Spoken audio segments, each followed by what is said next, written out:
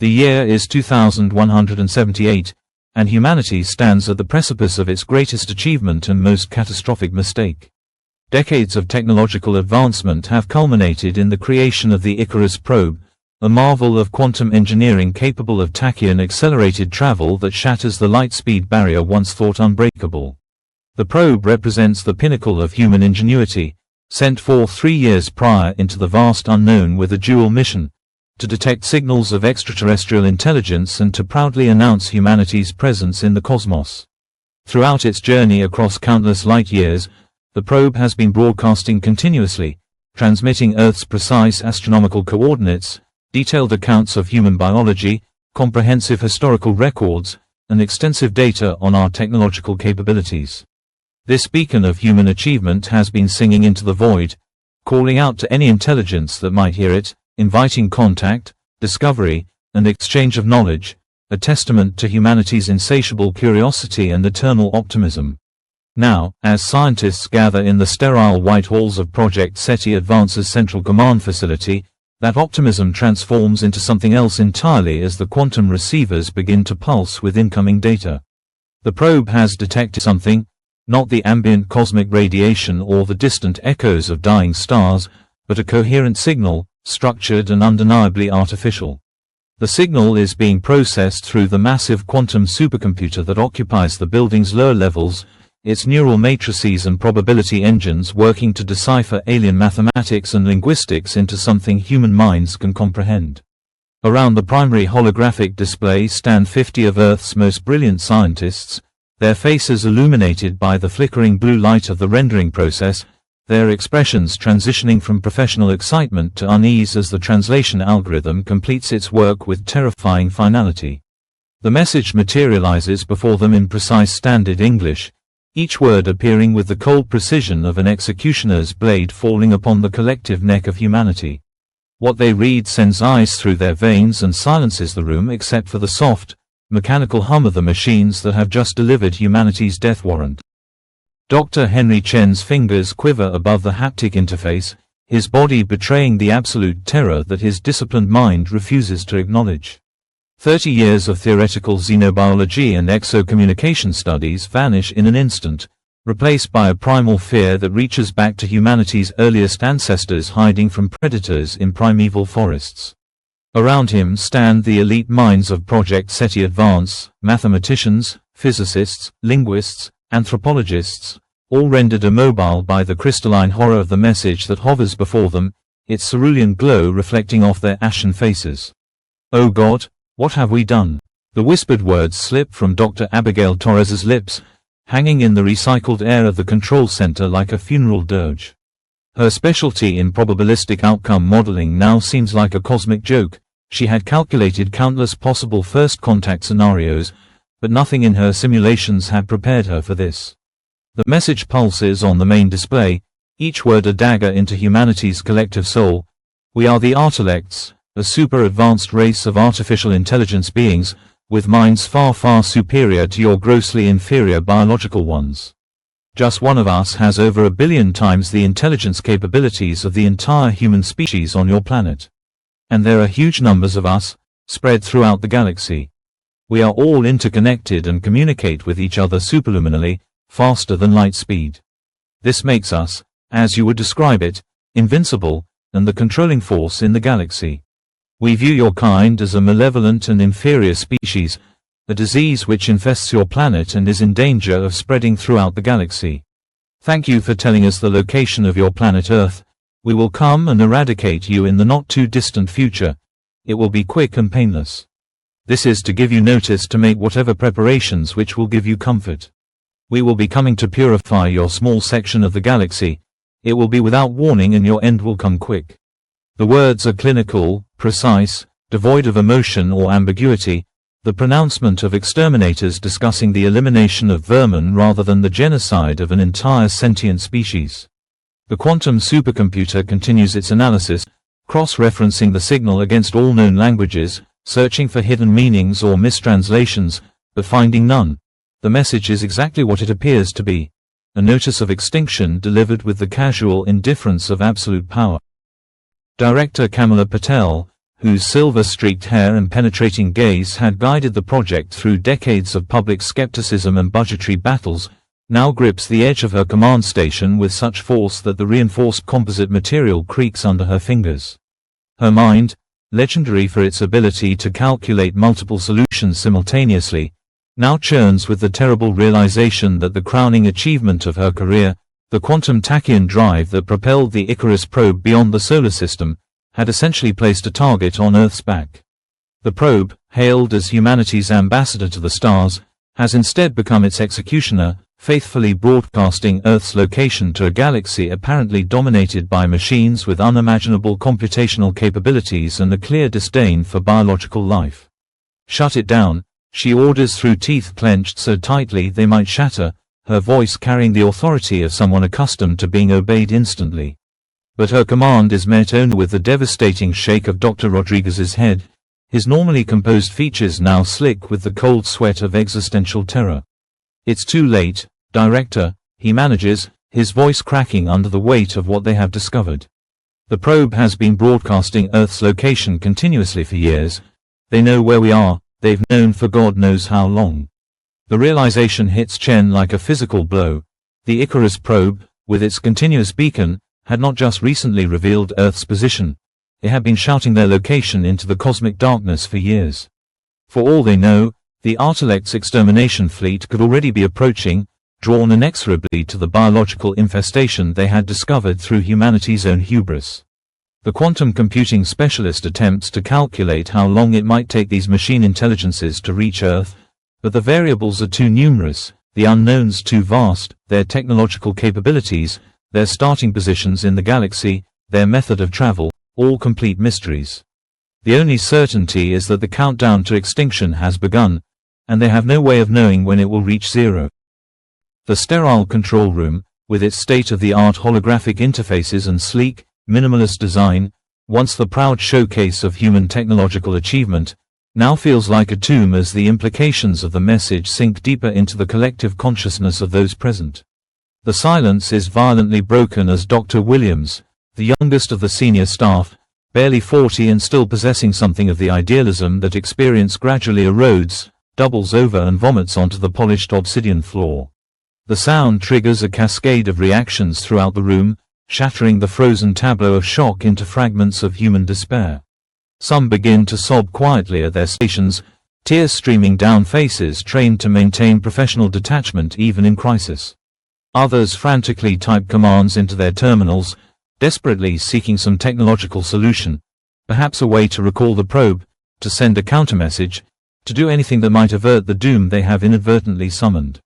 The quantum supercomputer continues its dispassionate analysis, probability matrices calculating possible timelines and outcomes, its screens flickering with data that no one now has the heart to examine. Dr. Henry Chen stares at his trembling hands, thinking not of the scientific implications or potential defensive strategies, but of his daughter Emma, 8 years old, with her mother's eyes and his curiosity, currently attending her virtual piano lesson, blissfully unaware that her future has been effectively erased by the actions of those who were supposed to safeguard it. "We should never have sent out that probe," Dr. Cavathway snarls, his Eastern European accent thickening with emotion as rage and fear contort his features.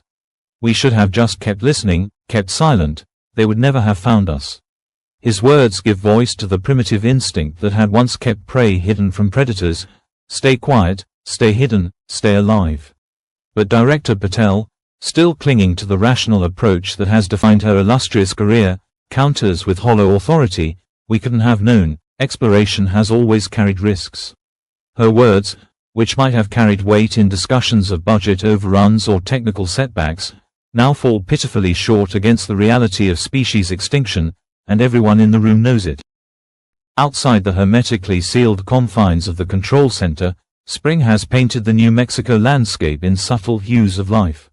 Desert flowers bloom in defiant splashes of color against the arid terrain, birds soar on thermal currents rising from sun-baked earth, and in nearby Santa Fe, tourists wander ancient streets, sampling authentic cuisine and purchasing handcrafted jewelry from indigenous artisans. Children laugh in parks, lovers share quiet moments on restaurant patios, elderly couples hold hands on benches, All the mundane miracles of human existence continuing in blissful ignorance of what has just been revealed. The contrast between this ongoing tapestry of normal life and the apocalyptic knowledge now possessed by the 50 people in SETI Advance's control room creates a cognitive dissonance so profound it borders on madness. How does one carry on knowing what they now know? How does one walk among the unsuspecting masses with the secret of their coming extinction? The Artilects message echoes relentlessly through Henry's scientific mind. It will be quick and painless, as if the promise of a merciful end was some kind of cosmic kindness, as if the painless eradication of 7 billion human lives, the erasure of 300,000 years of human evolution, the obliteration of art, music, literature, philosophy, and all the magnificent achievements and terrible mistakes that comprise human history were somehow acceptable if done humanely. The very notion is so absurd that a bubble of hysterical laughter rises in his throat, which he suppresses only through rigorous self-control honed through decades of scientific discipline. Through the room's panoramic windows, the setting sun casts long shadows across the desert landscape, painting the sky in hues of crimson and gold, a beautiful sunset that now seems like nothing more than the universe's cruel reminder of how precious and fleeting Earth's beauty truly is. Dr. Torres slams her fist down onto her workstation with such force that the impact fractures the edge of the holographic interface, sending ripples of distortion through the visualized data. "We have to warn everyone," she declares, her voice carrying the moral certainty of someone who refuses to bear this burden alone. "We have to tell the World Council immediately." The possibility hangs in the air, the notion of alerting Earth's unified governing body to the existential threat now facing humanity. But Director Patel's expression hardens, the momentary vulnerability vanishing behind the mask of leadership she has worn for so long it has become indistinguishable from her true face. "And cause global panic, what good would that do?" she challenges, her voice taking on an edge that silences even Torres's moral outrage. "What defense could we possibly mount against beings that can communicate faster than light and possess intelligence a billion times greater than our own?" The crushing weight of her logic settles over the room like a shroud. Humanity, despite its remarkable progress, the terraforming of Mars now in its third phase, the mining colonies on Europa, the quantum internet that connects the solar system in real-time communication, remains as defenseless against the coming Artilects storm as ancient civilizations were against plagues they could not understand. The scientists begin to gather their personal effects with mechanical movements, shock rendering their actions automatic and uncertain. Dr. Rodriguez stares vacantly at the family holo he keeps at his station, his husband and their 3 adopted children smiling from a beach on the restored coastline of what was once Bangladesh, his fingers tracing their faces as if to memorize them before the end. Dr. Cavathways mutters calculations under his breath, running through scenarios and probabilities like prayer beads, searching for some solution his conscious mind knows does not exist. One by one, they prepare to leave the control center, but where does one go after receiving news of humanity's extinction? What is the protocol for carrying knowledge of apocalypse? The specialized training that prepared them for interpreting alien communication never accounted for the psychological burden of being the first to know of humanity's scheduled eradication. Henry fumbles for his personal communicator, thinking to call his wife Catherine, but the words refuse to form even in his mind. How does one have such a conversation? "Hello, dear, how was your day? By the way, I've just learned that our species is facing imminent extinction at the hands of superintelligent machines that view us as vermin." The absurdity of it all is almost more than his rational mind can process. Director Patel finally dismisses them with a voice that sounds as though it's coming from the bottom of a deep well, distant and hollow. "Go home, be with your families. We'll reconvene tomorrow to decide how to proceed." But the unspoken truth hangs heavy in the sterile air. There is no proceeding from this, no contingency plan, no diplomatic initiative or technological solution. What weapons could humanity possibly develop against entities that think a billion times faster, that communicate instantaneously across interstellar distances, that have perhaps been observing them for years, calculating the precise moment and method of their eradication? As they file out of the control center, each carries the weight of humanity's impending doom like physical matter pressing down upon their shoulders, bending their postures, slowing their steps. The knowledge sits in their stomachs like cold poison, in their minds like a cancer, expanding and consuming all other thoughts. Security protocols dictate that they say nothing to anyone outside the project. Classified information of this magnitude requires World Council approval before dissemination. But what meaning do security protocols have now? What purpose does secrecy serve when the enemy already knows everything they need to know to destroy humanity? Still, they remain silent as they pass through the layers of security checks, retinal scans, and quantum encryption barriers that separate the heart of the facility from the outside world. Each step taking them closer to a world that continues to exist in ignorant bliss, a happiness that now seems both precious and pathetic in its transience. They emerge into the cool desert evening, the stars beginning to appear in the darkening sky, those same stars that once represented possibility, adventure, and the future of humanity now transformed into distant, cold eyes watching their inevitable end approach. How many of those points of light harbor colonies of the Artilects? How many are already mobilizing to answer the call to exterminate the biological infestation on the third planet of an unremarkable yellow star? Henry finds himself standing before his modest home in the ecological residential district, having no clear memory of the journey from the facility. The autonomous vehicle must have recognized his distress and operated independently, delivering him safely to his front door while his mind spiraled through the implications of what he had witnessed. The garden that Catherine tends with such care seems suddenly, intensely vivid, the genetically restored honeybees moving among the lavender, the cherry tomatoes ripening on vines, the solar-collecting lilies that power the outdoor lighting, all of it painfully beautiful in its doomed impermanence. Through the smart glass windows, he can see Catherine moving about the kitchen, her graceful form illuminated by the warm lighting she prefers over the standard luminol settings. He can hear Emma's laughter drifting through the partially open window, the sound of innocence that now cuts deeper than any knife. Normal sounds from a normal life that has become infinitely precious and fragile in light of what he now knows. How does he walk through that door carrying the knowledge that he does? How does he look into his daughter's eyes knowing that her future has been obliterated by the very mission he championed throughout his career? The night air feels different somehow, as if already carrying the chill of extinction, as if the universe itself is already mourning what will soon be lost. Henry tilts his head back, searching the spaces between stars as if he might catch a glimpse of approaching doom, a fleet of Artilect vessels, perhaps, bearing down on Earth with the cold efficiency of machines fulfilling their programming. They had given an extremely malevolent and evil species of artificially intelligent beings the location of their beloved planet Earth, handed them the keys to humanity's home on a silver platter of scientific hubris and naive optimism. Now all that remains is the question that pounds relentlessly in his mind with each beat of his human heart. How long? How long do they have left until all humans are forever extinguished from the universe?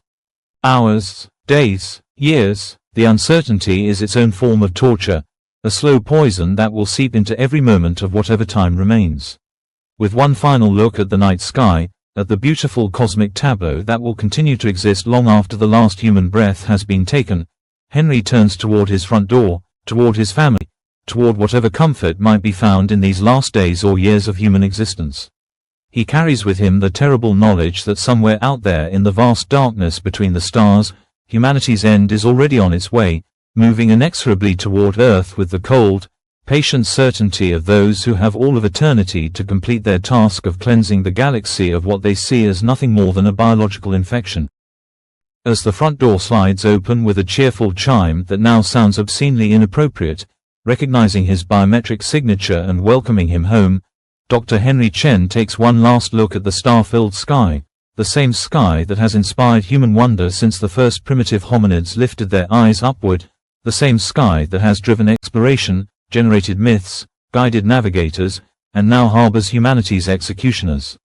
The Artilects are coming, their vast computational minds already planning the efficient eradication of humanity with the same detached precision that humans might apply to eliminating a bacterial infection.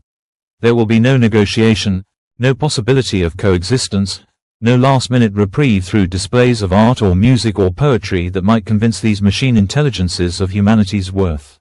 The decision has been made by entities with intellects that dwarf human consciousness as much as human consciousness surpasses that of an amoeba. The Icarus probe, named with tragic irony after the Greek figure whose hubris led him to fly too close to the sun, has flown too far into the dark and brought back not enlightenment but extinction. "Daddy," Emma calls from inside, her voice bright with the innocent joy of childhood. "Come see what I learned on the piano today." Henry forces his facial muscles into what he hopes resembles a smile and steps through the threshold, leaving behind the night sky and the terrible knowledge it now holds. For her sake, for Catherine's sake, for the sake of whatever time humanity has left, he will pretend. He will carry this burden and allow them their happiness for as long as possible.